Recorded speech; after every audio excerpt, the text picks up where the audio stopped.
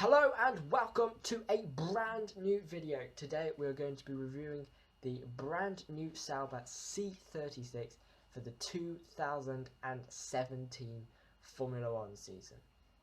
So obviously aesthetically it looks wider, it looks bigger, it looks more aerodynamically sound for Sauber, which is for a good basis for them to have.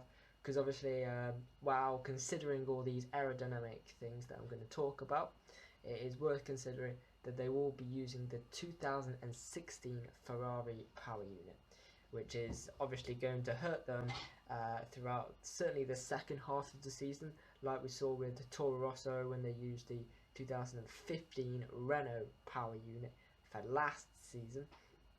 But also aesthetically, just from the outset, they have a brand new golden with a blue and white tinged livery, with it being their 25th anniversary in Formula 1, which is something not to be sniffed at all, which is quite an achievement. Obviously, some years have been better than others. The last few years it's been a bit of a struggle for Sauber in the lower midfield, but hopefully they can kind of path a good direction for the future, and maybe they can go into bigger things. Possibly a BMW arrangement could happen in the future, but we'll have to see.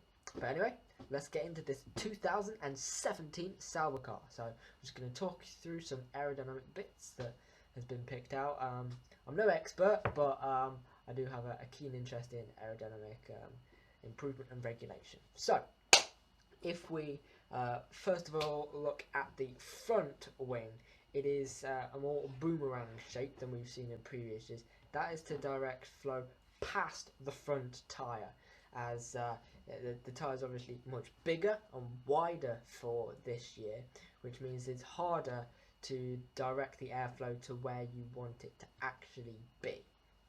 As certainly that's the case in the rear of the tyre. The front wing is obviously more complex, and you're trying to use the end plates to direct the airflow towards and past the front tyre, and you're trying to use the slightly narrower barge board to what they're allowed to be, as the side pods can be up to 1600 millimeters, but they're keeping them around the 1400 millimeter width, because they want to try and direct the airflow as much as possible past the rear of the tyre. Therefore, we're seeing these dimples in the floor of the rear of the car in order to try and direct the airflow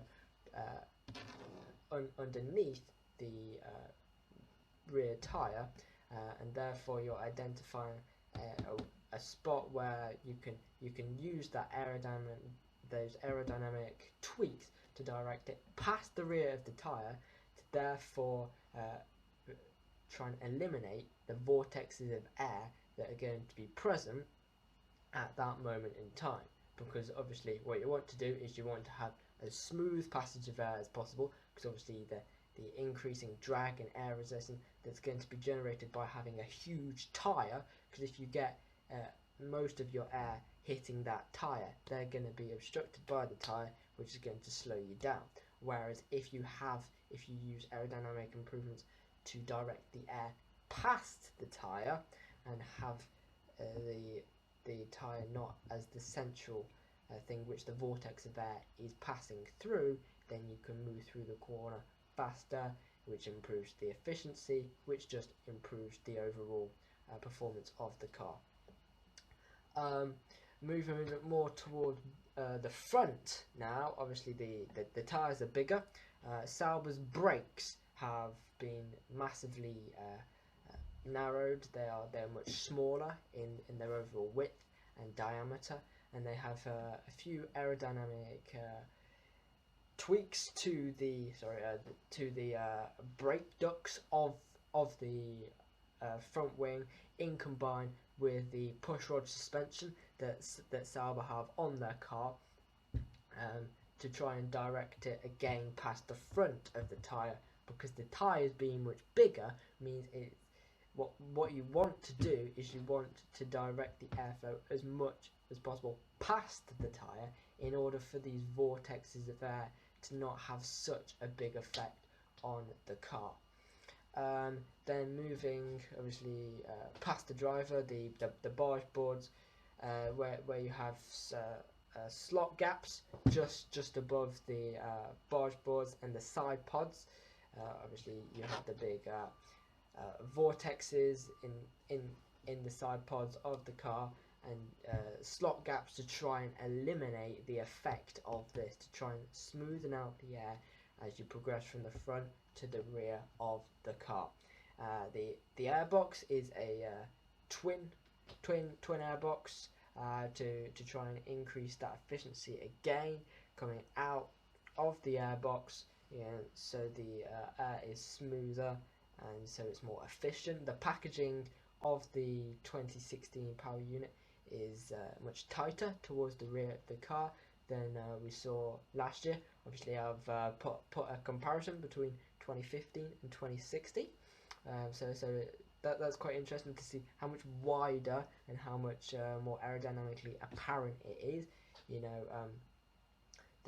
What we're seeing with the Sauber now, and then towards the back we've got kind of a fin shape aerodynamic part, so this has the same effect as an end plate, so you get a more directional flow, so the air ends at a point which is then directed past the rear wing, so it's basically a straight line from the fin shaped end point of the carbon fibre tusk essentially that comes out of the rear of the car and with the rear wing.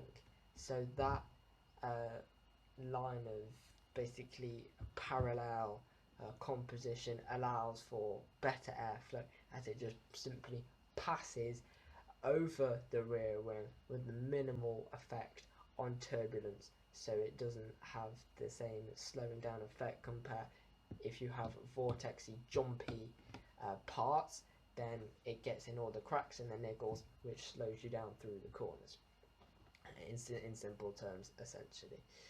To the rear wing, it's fairly complex. It is obviously low down, it's slung, it's more racy, it's more aggressive, it has that more apparent look, and it has slot gaps in, so that is good. And the diffuser, again, the single diffuser with nothing like the Coda effect have been banned, so that doesn't change with the new regulations. It's just aerodynamically about it being wider and bigger and stronger. If we look back to the front nose, because I missed something out, sorry, we still have the thumb nose on this Sauber. That hasn't, the shape of the nose didn't change with the new aerodynamic regulations, so you're going to get probably the shoehorn shape with the likes of Mercedes and Red Bull, and you're going to get the thumb nose with the likes of Williams, Sauber, Ferrari, McLaren. That doesn't really change as a result of these regulations. It's about a burger being wider and bigger, and I think Sauber, to be honest, considering their lack of budget and their instability last season, and all these teams were developing these cars from, well, over about 13 months, so Sauber was struggling in huge economic times, and I think they've done a pretty good job of this. Obviously we'll have a good benchmark tomorrow. What's tomorrow? Sorry, it's just over there. It's Renault. So I'll be doing another one of these videos tomorrow, and it'll be Renault, but those are my thoughts. Overall, I think Sauber, this is a good step forward for them. Quite simplistic in parts, but that's to be expected, as it's A, a show car, and B, as I said, the financial difficulties that they're showing. But that's all for now. Thank you for watching. Subscribe if you're new to the channel, hit the like button if you enjoyed, or otherwise, and goodbye.